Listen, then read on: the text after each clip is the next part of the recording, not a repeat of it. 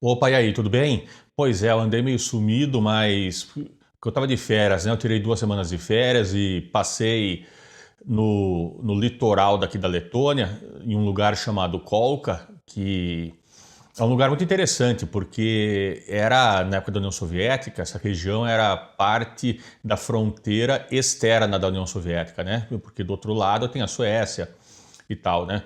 De Kolka até Estocolmo, por exemplo, são 300 quilômetros de distância. Florianópolis, Curitiba, de Kolka para Gotland, que é uma ilha no Báltico, é mais próximo ainda, né? Então, muita gente fugia. Então, essa era uma zona fechada. E como era uma zona fechada, então a natureza lá simplesmente é sensacional. A natureza lá é muito vibrante, é muito bem conservada. Praias de areia branca fininha, né, que na Grécia, na Itália não tem, na Turquia, que são destinos populares de férias aqui na Europa, você não tem muito essas praias de areia branca fininha igual tem aí no Brasil. Aqui na Letônia tem, mas só que por outro lado é frio, a maior parte do ano, né? Frio, muito frio. Mas bom, vamos tratar de assuntos do nosso interesse então. E nesse vídeo de hoje eu quero fazer uma discussão sobre um assunto que eu prometi fazer já faz tempo e eu acabei não fazendo, que é sobre guerra híbrida. E eu quero responder a pergunta: o que é guerra híbrida e o que é que isso tem a ver com a Rússia? Então vou começar. O termo guerra híbrida, ou em inglês hybrid warfare, apareceu na literatura, que eu saiba, na primeira vez em 1990 ou 1991, em uma dissertação de mestrado do Instituto de Pós-Graduação Naval dos Estados Unidos. E o autor estava discutindo basicamente como que se usa meios militares e meios não militares para se atingir um objetivo militar.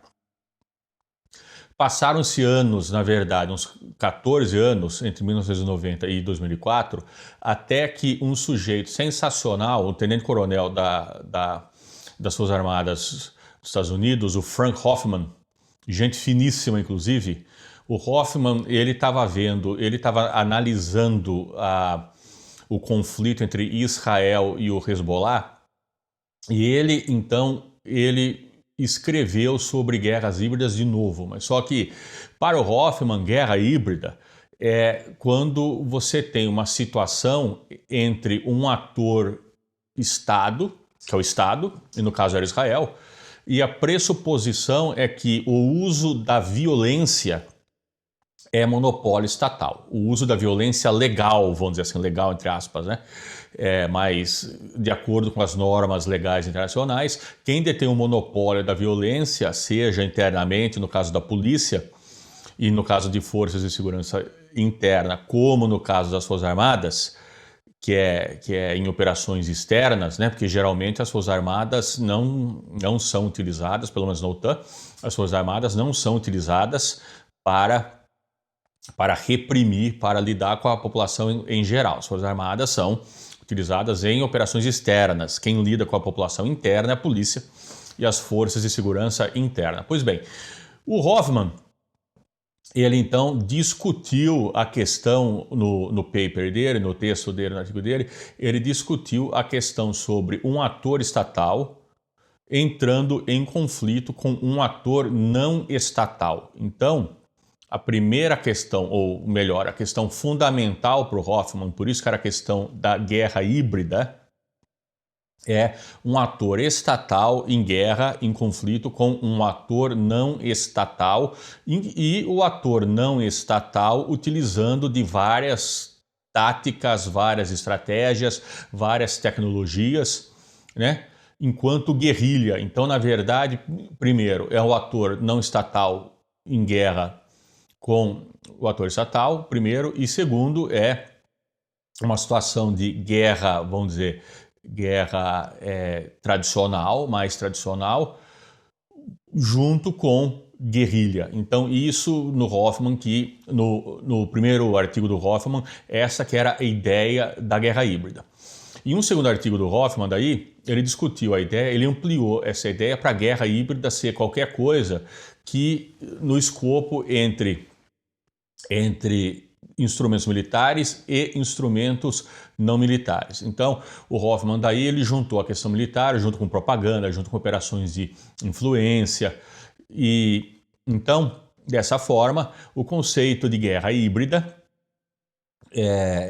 se isso por volta ele escreveu esse texto esse segundo texto, se eu me lembro direito, em 2006 ou 2007, então o conceito de guerra híbrida passou a ser um conceito assim bem amplo, né? Pegando qualquer forma de combinação entre instrumentos militares e não militares.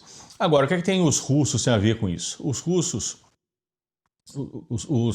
essa questão da guerra híbrida voltou muito à tona, porque na verdade essa questão, antes de entrar nessa discussão da Rússia, a questão da guerra híbrida não estava mais sendo discutida nos meios militares. A grande questão para os militares, e na verdade isso continua sendo, e isso é devido ao desenvolvimento tecnológico, são as guerras cêntricas de rede, que em inglês se chamam Network-Centric Warfare. Muito bem. Quando a Rússia tomou a Crimeia, foi uma operação inusitada, porque os homenzinhos verdes, né, propaganda, e basicamente faltava então para os analistas militares ocidentais um termo para chamar o que a Rússia fez. E passaram a chamar de guerra híbrida, porque não tinha outro termo. Apesar que o conceito do Hoffman não era bem exatamente, não espelhava exatamente aquilo que os russos fizeram na Crimeia. E depois, obviamente, você tem uma situação no leste ucraniano, onde basicamente é uma operação de guerrilha, é uma operação é um conflito de baixa intensidade, já vou explicar isso. Só que como faltava uma terminologia, portanto, então adotaram o termo guerra híbrida, apesar de não ser exatamente o que o Hoffman tinha pensado. Agora, o que é que os russos pensam sobre isso? Ora, os russos eles têm a sua própria cultura militar, eles têm sua própria literatura militar, eles têm sua própria discussão militar, eles têm outras categorias analíticas, eles têm, por exemplo, o que se chama de doutrina na OTAN, que é a forma como fazer guerra. No caso da Rússia, por exemplo, é um documento político. O que seria o que nós chamamos de doutrina, para eles é um caso de ciência militar. Eu não vou entrar nesse assunto, porque é um assunto mais complexo e mais profundo, como que eles trabalham com isso. Só que, dessa forma, as Forças Armadas russas têm sua própria visão da forma de fazer guerra, que obviamente é influenciada pelos desenvolvimentos, né, teóricos da forma como fazer guerra no Ocidente. Mas,